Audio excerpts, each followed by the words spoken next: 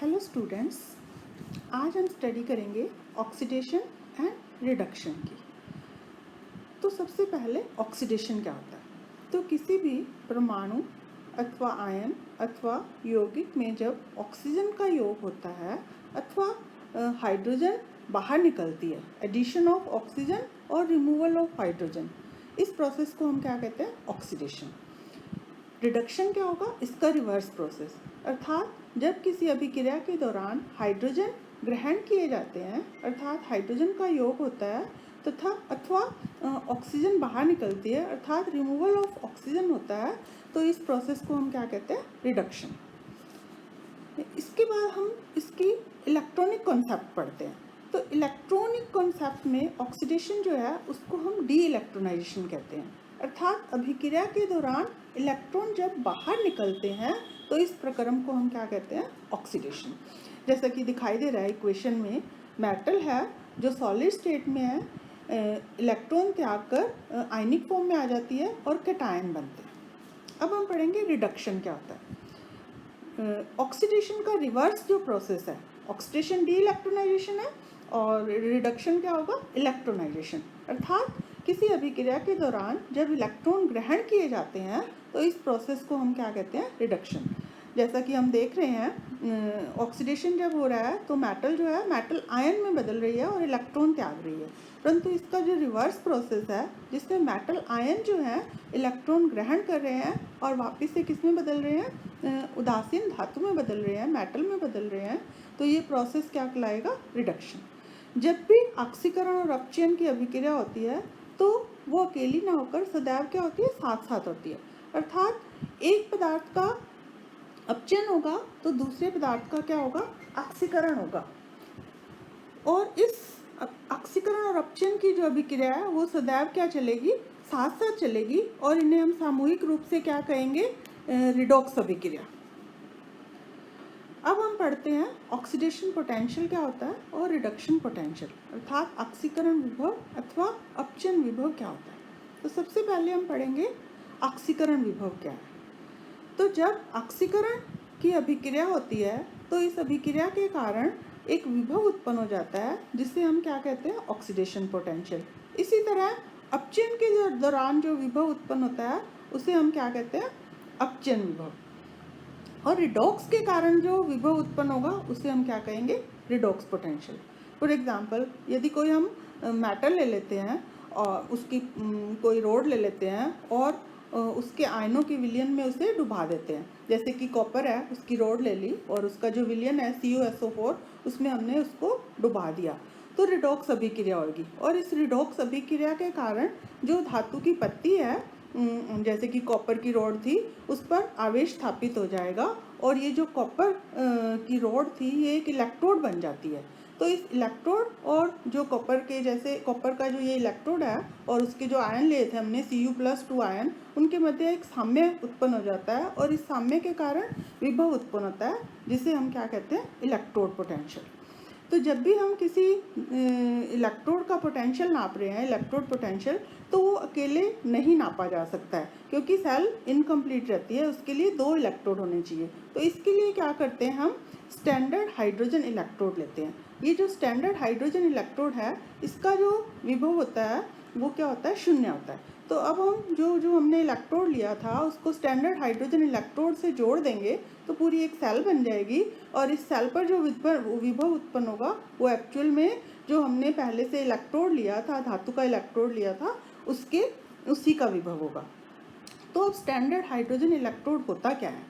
तो जब हम 1m अम्लीय विलयन में प्लैटिनम इलेक्ट्रोड डालकर 1 एटमॉस्फेरिक दाब तथा 298 डिग्री केल्विन ताप पर हाइड्रोजन गैस को प्रवाहित करें तो निम्न प्रकार की अभिक्रिया उत्पन्न होती है, जिसमें जो H आयन है वो इलेक्ट्रॉन ग्रहण करके H2 में कन्वर्ट होते हैं, जिसमें इन H आयनों की जो सांद्रता है, अभी हमने बोला ना 1m अम्लीय विलयन, अर्थात सांद्रता जो है वो क्या है? 1 मोल प्रति लीटर है, और इसका प्रेशर कितना है? 1 एटमॉस्फेरिक प्रेशर, और टेम्परेचर कितना है?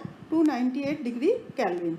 तो ये जो इलेक्ट्रोड बनेगा इसको हम क्या कहते हैं? Standard hydrogen electrode. और इस स्टैंडर्ड हाइड्रोजन इलेक्ट्रॉन, मानक हाइड्रोजन इलेक्ट्रोड का जो विभव है वो क्या होता है? 0 होता है।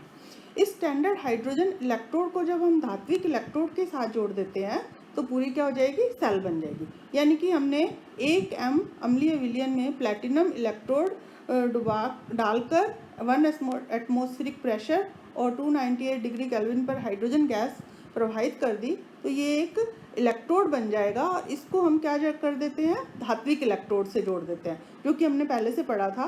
कॉपर की रोड ली और उसे कॉपर आयनों में डिप किया था, तो जो उनके बीच में अभिक्रिया से धात्विक इलेक्ट्रोड बन गया था। जब हम इन दोनों को जोड़ देते हैं तो एक सेल बनेगी, और इस सेल का जो विभव होगा वो मेटेलिक इलेक्ट्रोड पोटेंशियल के बराबर होगा, यानी कि कॉपर के इलेक्ट्रोड पोटेंशियल के बराबर हो जाएगा, क्योंकि हाइड्रोजन, स्टैंडर्ड हाइड्रोजन जो इलेक्ट्रोड है उसका जो विभव है वो क्या है, 0। स्टैंडर्ड हाइड्रोजन जो इलेक्ट्रोड है उसको सदैव हम बाएं हाथ के अर्ध सेल के रूप में प्रयुक्त करते हैं, और इस स्टैंडर्ड इलेक्ट्रोड के राइट साइड में जो है धातु का इलेक्ट्रोड जोड़ा जाता है। फॉर एग्जांपल, अगर हम जिंक आयन, जिंक आयनों की विलयन की जो सांद्रता है वो 1 मोल प्रति लीटर ले लें, और उसमें जिंक धातु का इलेक्ट्रोड डालकर उसे स्टैंडर्ड हाइड्रोजन इलेक्ट्रोड, यानी कि right hand side standard hydrogen electrode जो कि बाईं साइड में है उसके राइट हैंड साइड में जोड़ दें, तो विभव जो है -0.76 वोल्ट प्राप्त होता है। तो ये जो विभव है वो किसका विभव हो जाएगा, जिंक इलेक्ट्रोड का विभव हो जाएगा, और जिसको हम रिप्रेजेंट करेंगे E0 Zn + 2 Zn is equal to -076।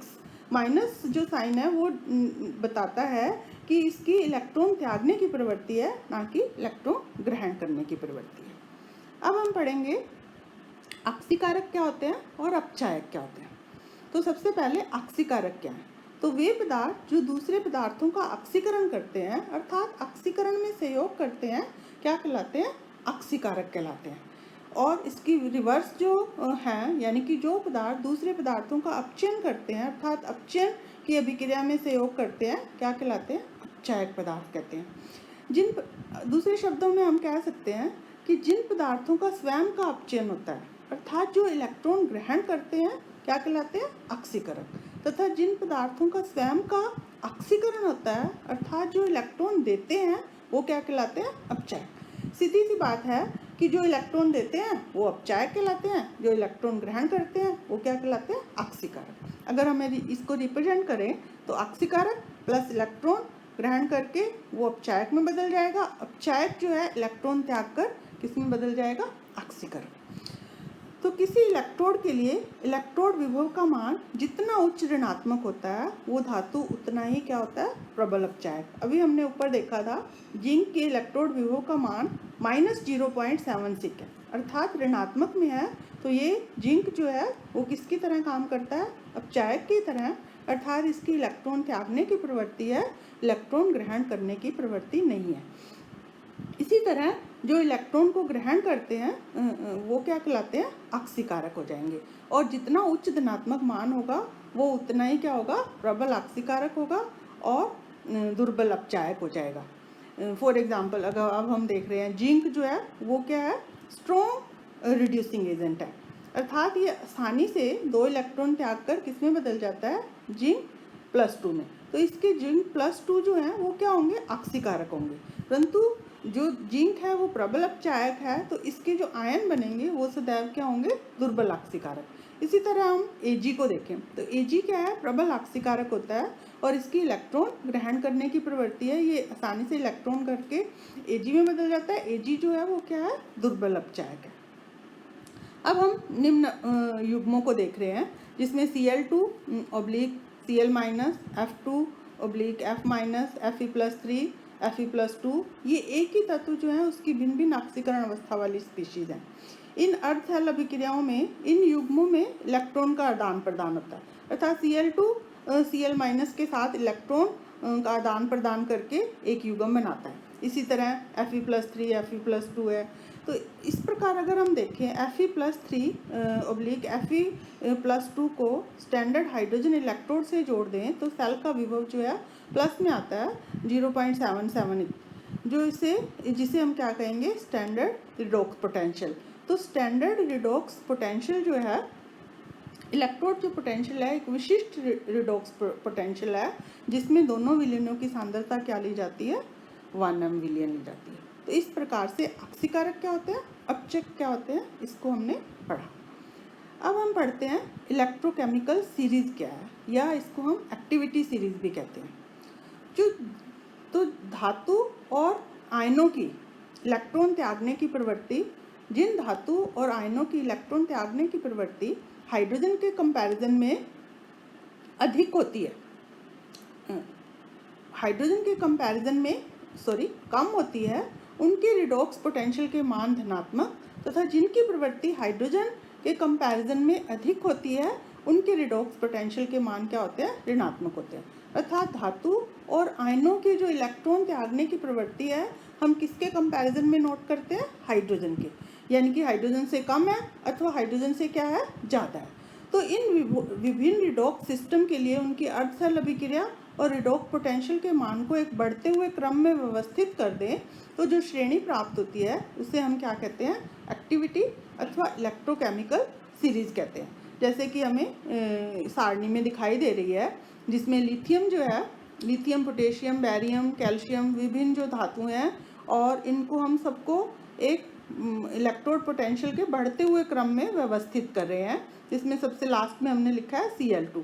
तो अब हम लिथियम को देखें, और इनकी हमने क्या लिखी है, सभी की अपचयन अभिक्रियाएं लिखते हैं, क्योंकि ऑक्सीकरण और अपचयन विभव न नापकर आजकल हम क्या नापते हैं, विभव के मान को अपचयन विभव के रूप में ही नापा जाता है। तो अभिक्रिया जो है उसको भी अपचयन अभिक्रिया को ही लिखा जाता है, और अपचयन और ऑक्सीकरण विभव का मान जो है एक धातु के लिए उसकी जो वैल्यू है वो समान होती है, केवल साइन का फर्क होता है।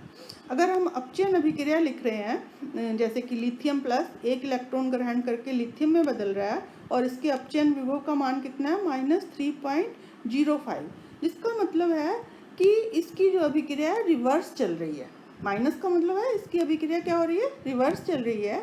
अर्थात लिथियम जो है वो इलेक्ट्रॉन ग्रहण नहीं करता है, इलेक्ट्रॉन क्या करता है, त्यागता है, और किस में बदलता है, लिथियम प्लस में, जिसके लिए इसका मान पॉजिटिव आएगा। जैसे कि नीचे दिखाई दे रहा है, कॉपर के लिए, क्लोरीन के लिए इनका मान क्या है, धनात्मक। धनात्मक मान का मतलब है इनकी ये जो अभिक्रिया हमने लिखी है ये क्या चल रही है, राइट हैंड साइड में चल रही है। अर्थात Cl2 की प्रवृत्ति जो है, दो इलेक्ट्रॉन ये ग्रहण करके किस में बदल रहा है, Cl माइनस में। अर्थात प्लस और माइनस साइन जो है वो अपचयन अभिक्रिया की दिशा को बता रहे हैं, कि अभिक्रिया अग्र दिशा में चलेगी या अभिक्रिया विपरीत दिशा में चलेगी। अभिक्रिया सदैव अपचयन अभिक्रिया के रूप में लिखी हुई है। इस तरह से हम देखते हैं कि जब हम इस श्रेणी में ऊपर से नीचे आ रहे हैं, तो इनकी अपचायक जो प्रवृत्ति है वो क्या हो रही है, घट रही है। लिथियम जो है सबसे अधिक प्रबल अपचायक है, तो जितना अधिक ऋणात्मक मान होगा उतना ही वो प्रबल अपचायक होगा, और जितना अधिक धनात्मक मान होगा वो उतना ही क्या होगा, प्रबल अक्सीकारक होगा। तो जब हम ऊपर से नीचे आ रहे हैं, यानी कि लिथियम से क्लोरीन की तरफ चल रहे हैं, तो इसकी अपचायक जो प्रवृत्ति है वो क्या हो रही है, घट रही है। परंतु जब हम ऊपर से नीचे से ऊपर आ रहे हैं, तो इनकी अपचायक के रूप में प्रबलता जो है वो क्या हो रही है, इंक्रीज हो रही है। अर्थात इलेक्ट्रॉन त्यागने की प्रवृत्ति नीचे से ऊपर आने पर बढ़ रही है, जबकि ऊपर से नीचे आने पर क्या हो रही है, कम हो रही है।